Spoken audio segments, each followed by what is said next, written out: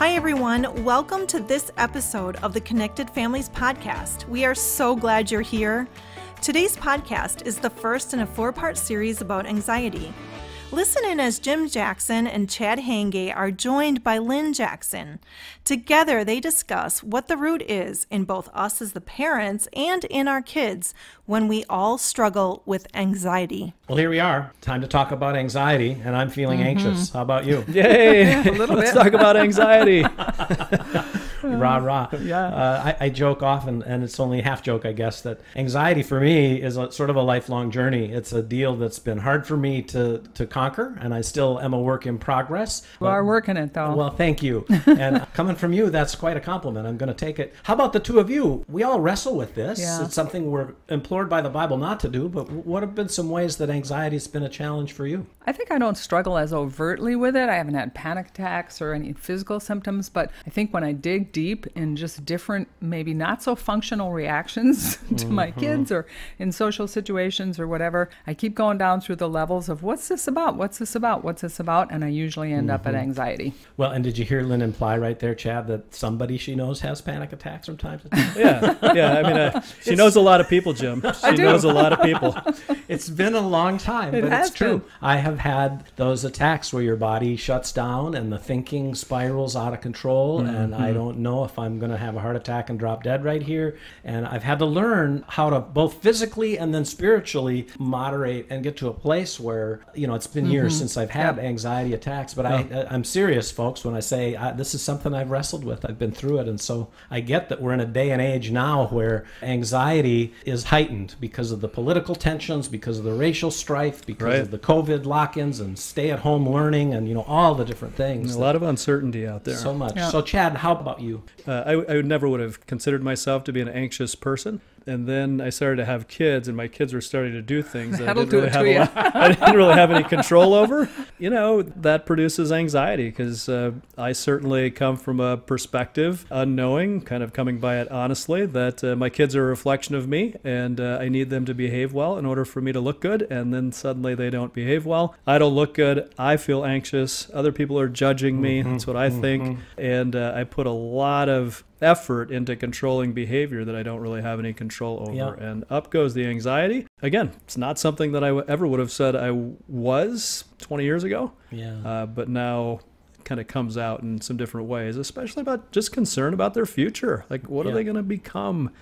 And what's going to happen? So if you're relating, listeners, to some of the things you're hearing as Lynn and Chad and I start talking about this, tune in for a little bit. We're going to have a conversation about anxiety through the lens, like we so often do, of the Connected Families framework that we teach parents. And we're not going to take a lot of time in this series to unpack that framework, other than to say, at the foundational part of our lives, we are responsible to us. We're responsible to take captive to Christ's obedience, the thoughts, the actions, the repeated things that we continue to go through and struggle with, as well as to recognize God's righteousness in us and through us, and how does that show up, and give some celebration to that. But in our foundation work, I think we're compelled, as much as anything, to understand our anxiety for what it is, to use words to name it, to be prayerful about it, and to start making some new choices. Yeah, it's really important. And there's been lots of families that in this environment have called back in for coaching. It has been really stressful. But it's also been fun to see parents really dig deep and start in that foundation place of looking into themselves and figuring it out. Yeah, the survey that we took, and we've referred to this a few times back, and this was before some of the racial unrest, which I'm sure has even upped the game a little bit, suggested that 70% or more of the families that are paying attention to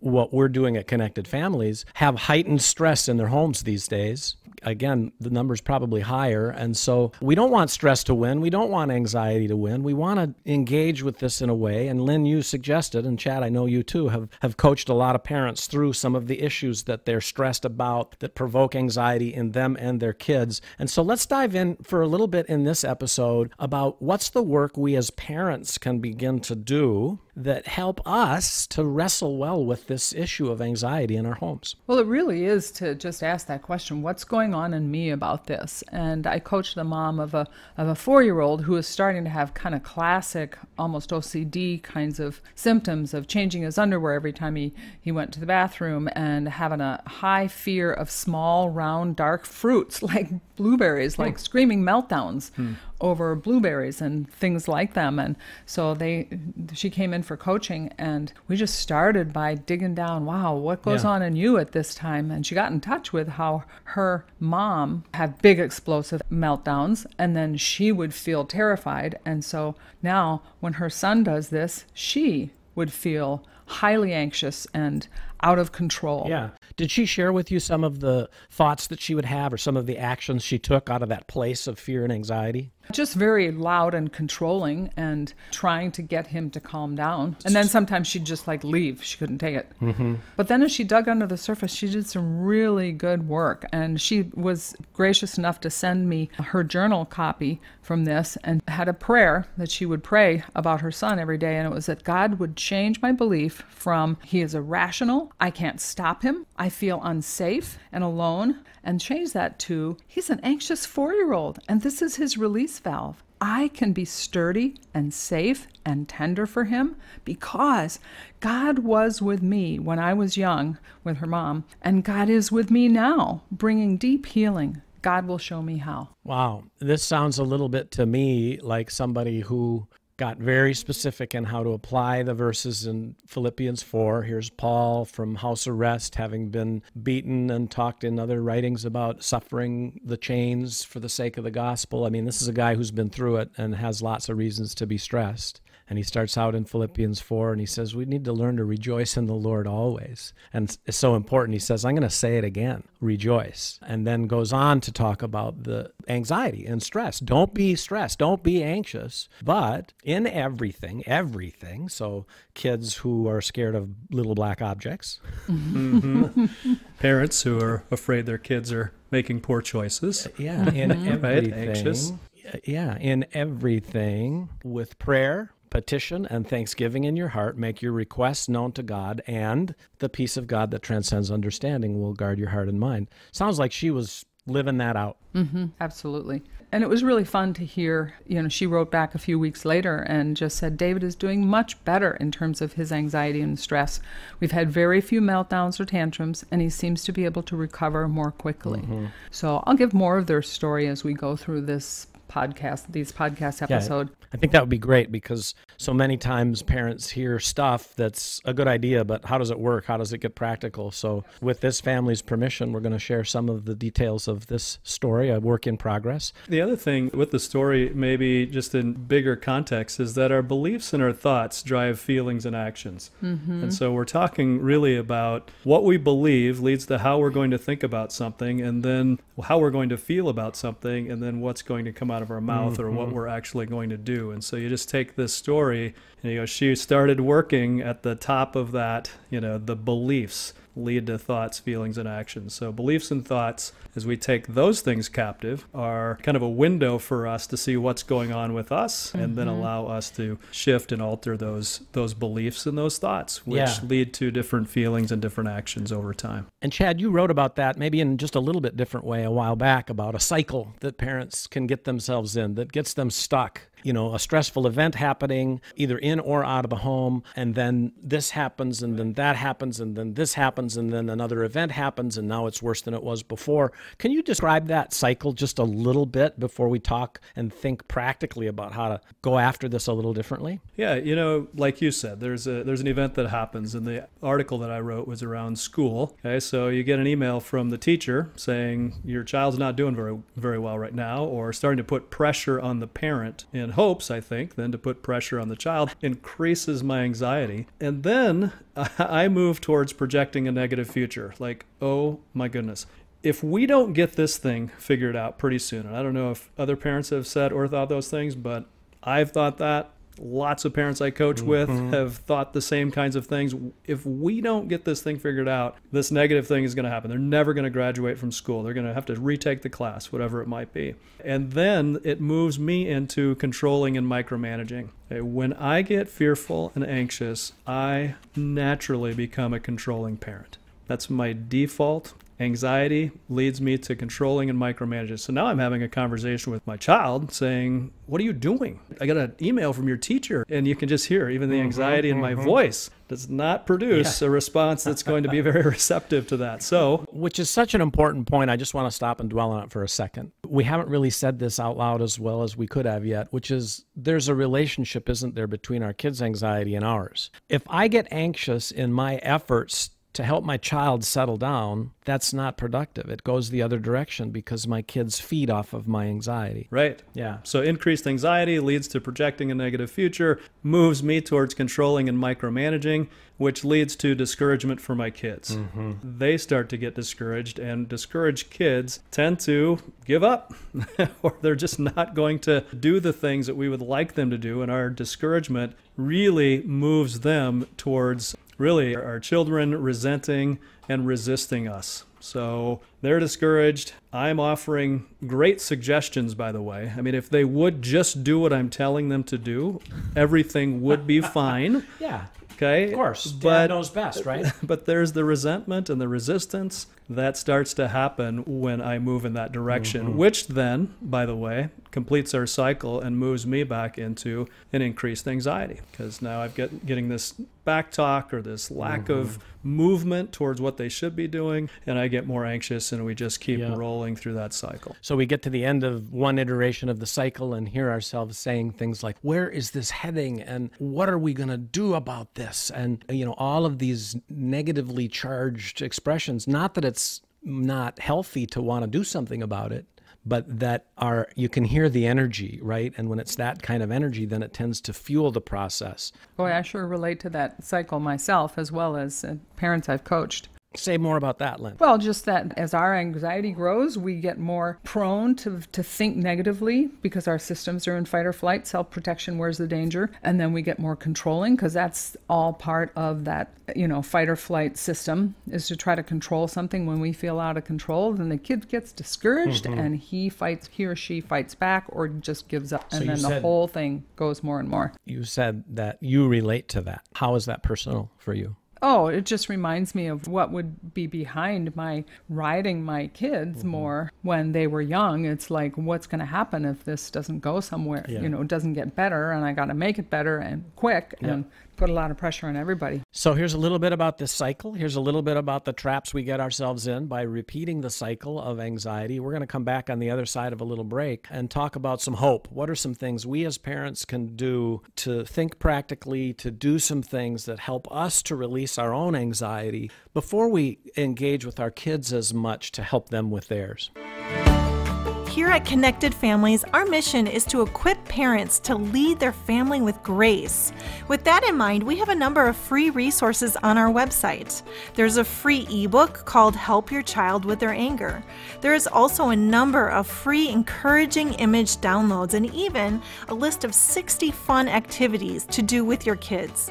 If you are interested in free resources to help you with your parenting, check out our website at connectedfamilies.org. Click on the Resources tab and then click on Free.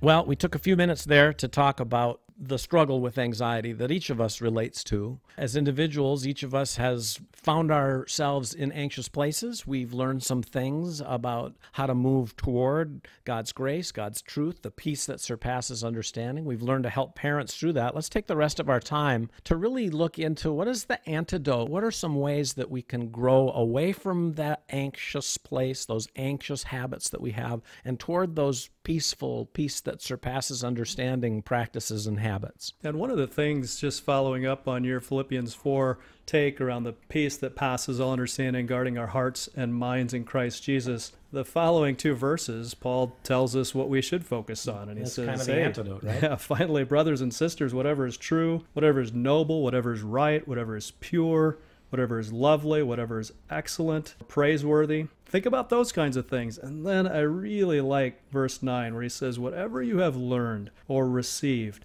or heard from me or seen in me, put it into practice, right? And the God of peace will be with you. Which starts to kind of bring it back to, it's why it's so important for us to start with us, right? Yeah. Yeah. And that's why I giggled. It's like, oh, I know sometimes parents don't want it to be about us. We want it to be about a formula for helping our kids. We don't want it to be about looking inward and figuring things out. Let's talk about this though, because of how important it is. And I want to talk for a little bit about just a day I had last week. I had a bad day. I had a bad day for a bunch of reasons. I had felt some shame about some things. I was feeling underproductive. I was feeling like, gosh, I'm 60 years old and what's my life about now? And, without dismissing at all some of the things God has done in and through me and Lynn to get connected families to this place. It's like, gosh, what's my next chapter? And I was just starting to think all these goofy, weird thoughts. And I just knew I had to take a walk. And I took a walk and I did the work. I did the best I could to look at what was good and to pat myself on the back for things I've done. And Jim, you're not such a bad person. And you look at all you've done and all the things. And it wasn't getting me anywhere. It was just like, yeah, I said that to myself before and it's not helping right now. And then I was like, you know what? I need to run. And I'm not much of a runner, but why does the laughter come so quickly when I say that? But I took off and I ran for, it wasn't very far, 100 yards or so. I ran about as fast as I could, and I got my heart beating, and I got myself out of breath. And then I remembered this thing that I had read about giving yourself a hug, literally giving yourself a hug. And there's things that happen in your brain when you cross your right arm to your left shoulder and your left arm to your right shoulder, and they could make a song about that, I suppose. And I just hugged myself and said to myself, Jim, all the stuff and the things you do don't matter. I love you. And it's like, I know that was God's voice for me, but it's also, Jesus told me to love my neighbor as I love myself. And there was something in that activity that helped me get to a different mind state. Now, I know there's some spiritual stuff that happened there. There's some practical stuff that happened there. But I think there's something in there to learn, isn't there, about how to think about going through this stuff and put those verses into place with our kids. Well, I love that the verses start with, finally, brethren, whatever is true. Mm-hmm. We anchor ourselves in the truth about ourselves and God's presence with us and his love for us. And perfect love casts out fear. You'll probably hear this verse more than once in this series, but that's the bottom line of just knowing that I'm loved. My value is not dependent on how things go right now. My future is secure. All those kind of things that can just start to erode that anxiety that wants to rise up and just overcome us. Yep. So get practical. You coach parents. You help parents through this all the time. How do we apply those verses in our behavior and in our thought patterns and in the ways that we deal with ourselves before we go to our kids relative to anxiety? One thing that I think we need to do is we go to prayer. And this doesn't need to be a long 5-minute prayer. It can be a quick prayer. And sometimes there's it's always hard to kind of figure out what's what. What's the physical, what's the chemical, what's the spiritual, right. What are all those things? But sometimes it's a spiritual piece. And for that, there are times where I will just go, in the name of Jesus Christ, spirit of fear or anxiety, get out. Leave me right now. I receive and then fill it back in. I just receive the spirit of truth in me, and I reject your efforts to bring anxiety to me or to help me go down that path. Sure, and that's really Philippians 4:6. Be anxious in nothing, but in everything with prayer and petition. The petition comes after the prayer, the thinking, the thoughtfulness, the asking God to help me with the things that I'm struggling with, which is really kind of a form of surrender, isn't it? But it starts with prayer. Nothing that really gets in the way of our parenting effectively than us being anxious. So if the enemy is going to get a foothold in us to really drive our parenting in some ways that aren't very healthy or helpful, that's a really good target, I would suggest. Well, and Lynn, before you say what you're going to say, I just want to say, if you're listening to this and you're thinking, gosh, that's what I need this prayer piece, please reach out to us at Connected Families. We have a prayer ministry. Chad and his wife Karma help lead folks through healing prayers, anchored in the Connected Families framework, but it's this foundational part of our lives, and sometimes we need help to dig in there. I will also say,